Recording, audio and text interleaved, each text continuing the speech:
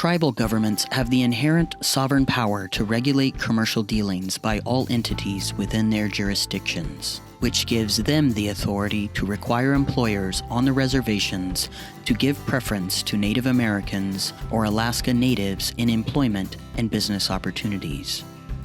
The tribes can set the minimum number of tribal members each employer must hire for each craft or job classification. Review the employer's job qualifications to make sure there are no qualifications that are irrelevant to good performance. Set up a hiring system to refer applicants to employers. And set up a training program that requires employers to hire a certain number of partially trained tribal members and continue to train them on the job. The EEOC first became involved with TEROs in 1976 when it entered into an arrangement with an Indian-owned organization that focused on employment rights on tribal lands. The arrangement initially included 15 TEROs and quickly grew to 25 TEROs who enforced the Indian preference provision of Title VII. Eventually, the EEOC-TERO relationship blossomed, and the EEOC started to help fund the work of the TEROs under demonstration contracts to assist in promoting and protecting the employment rights of Native Americans working for private employers on or near tribal lands.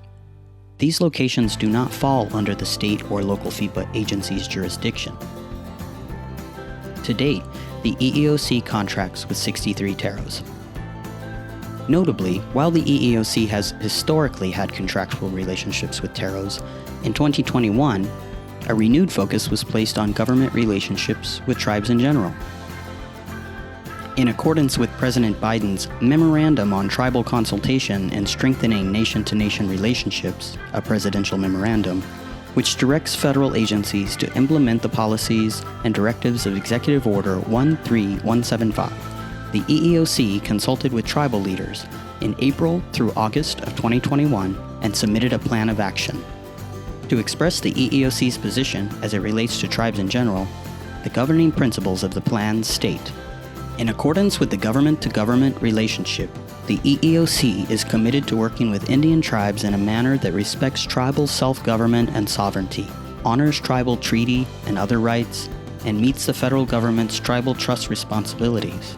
Accordingly, the EEOC will consult with federally recognized tribes before adopting policies that have tribal implications, including its policy on tribal consultation.